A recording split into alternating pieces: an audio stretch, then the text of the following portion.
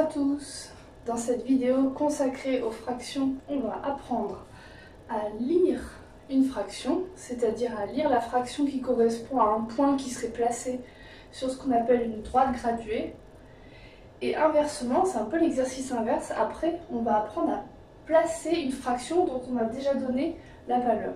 Et on va placer la fraction et le point qui est associé sur la demi-droite graduée aussi. Pas forcément graduée pareil. Je commence donc avec l'exemple de gauche. J'observe bien toutes les graduations. Et surtout, première chose très importante, et j'espère que vous le retiendrez pour tout le temps, pour toute la suite, il ne faut pas forcément compter le nombre de petits traits, vous voyez. C'est piégeant ça. Alors pourquoi? Je vous montre un exemple super simple.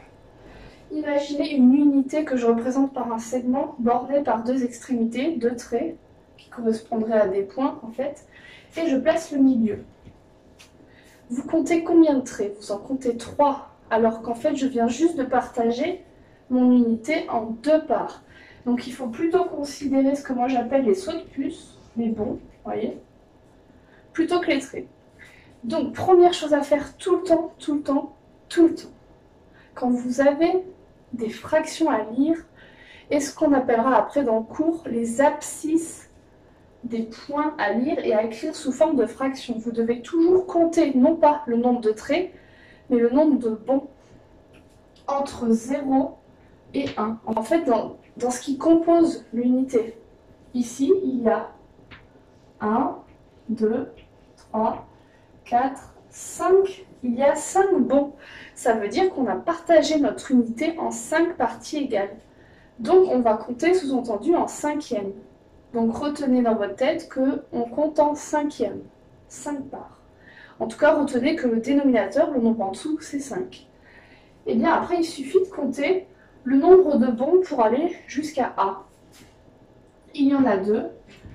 La fraction qui représente l'emplacement de A, c'est 2 cinquièmes. 2 par rapport à 5. Je fais de même avec B. Je compte le nombre de bons entre 0 et B. Et attention, pas entre 1 et B. Des fois, vous avez tendance à faire ça. Entre 0 et B. Soit je compte depuis le début. 8 et je trouve 8.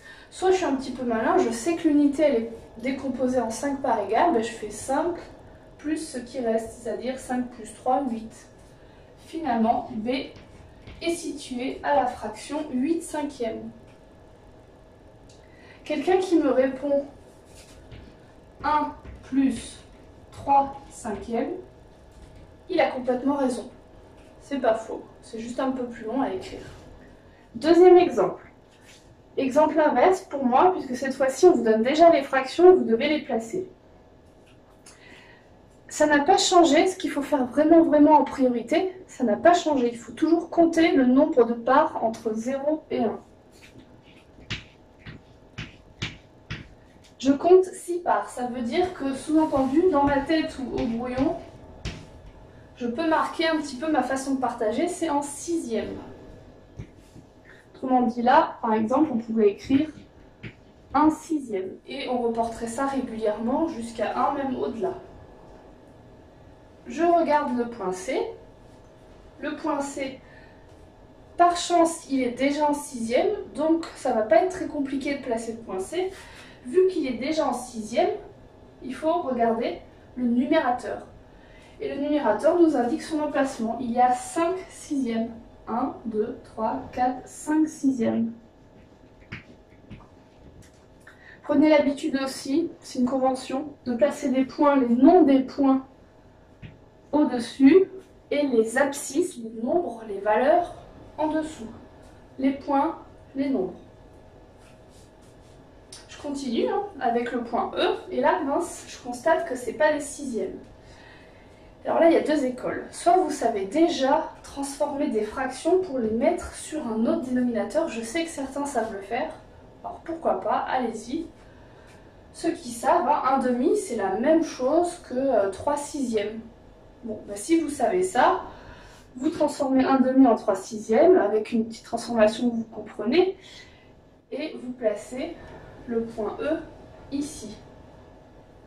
Mais ceux qui ne savent pas transformer les fractions, je vais vous proposer une méthode qui fonctionne toujours parce que c'est pas toujours aussi simple, aussi évident que 1/2. 1/2 c'est une fraction tellement facile qu'on peut s'en sortir à tous les coups. Donc je vous propose quand même ma méthode. Si vous voyez qu'au dénominateur, c'est pas la même façon de partager que la droite graduée, j'ai envie de dire à vous de la regraduer comme vous voulez. Donc vous voyez que c'est des demi, elle est graduée en 6e, peu importe. Vous gardez bien votre unité, surtout n'allez pas changer le 1, enfin le 0, 1, 2, 3, etc. Ça reste fixe. C'est votre façon de partager qui va être différente.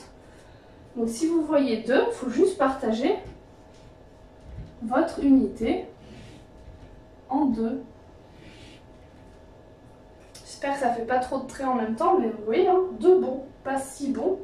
Pas 6 sauts de puce, 2 sauts de puce. Et du coup, là, la fraction, elle se comprend très bien. Un saut par rapport à 2 sauts. Et bien le premier saut, il atterrit ici. 1/2. Et c'est le point E. Pour le point D, 4/3. Donc même problème.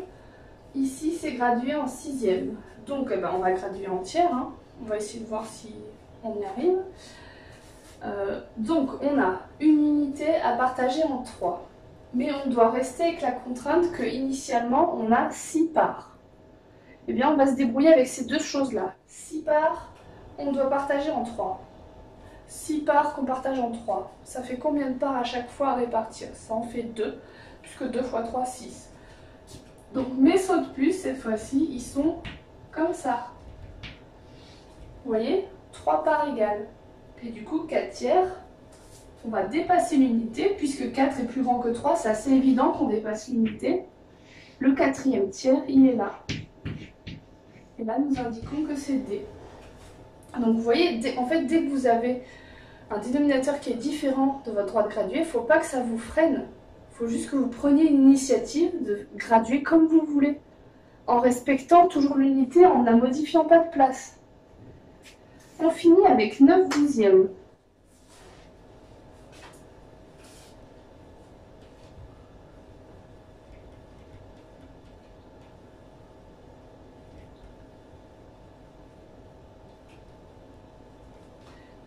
Alors 9/12, c'est peut-être l'unité la plus bizarre à utiliser, puisque ça a l'air d'être un découpage encore plus fin que les 6e, mais en même temps, quel est le lien entre 6 et 12? Je suis sûre que vous voyez, il y a un nombre qui est le double de l'autre. Eh bien, si on veut partager une droite graduée en 12 entre 0 et 1, alors que c'est déjà fait en 6 entre 0 et 1, il suffit de mettre des petits traits à chaque milieu. J'ai envie de dire que si vous faites ça, entre 0 et 1, si vous comptez le nombre de bons, il n'y en a plus 6, il y en a 12. Il suffit de placer des traits au milieu. Donc une fois que vous avez regradué, vous comptez jusqu'au 9e.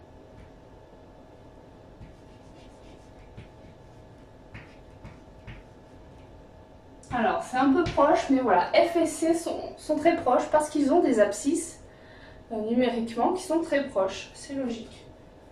Et là, on est obligé de créer des nouvelles graduations puisqu'on est dans un découpage plus fin. Tout à l'heure, on tombait toujours sur les graduations déjà présentes, puisque 2 et 3 divisent 6. Donc c'est obligé de retomber sur des graduations, puisque finalement le partage il est plus large. Donc on va forcément tomber sur soit des nombres entiers ou des graduations déjà présentes. J'espère que vous me suivez. Alors que 12e, vous voyez, c'est encore plus petit comme découpage que 6e. Donc on est obligé de refaire des traits. Je vais essayer de résumer donc rapidement. La première chose à faire, vraiment, j'insiste lourdement sur ça, mais c'est de compter le nombre d'espaces, pas de traits, hein, pas de petites graduations, le nombre d'espaces de bons entre 0 et 1. Si vous faites ça, vous êtes à peu près la moitié du travail déjà parce que vous avez tous les dénominateurs qui correspondent à la droite. Ensuite, il suffit de compter le numérateur, je vous rappelle qu'il énumère ce qui vous intéresse. Donc, il suffit de compter jusqu'à A, jusqu'à B, etc. Et pour la façon de placer, si la graduation ne vous plaît pas, il suffit de la refaire. À bientôt!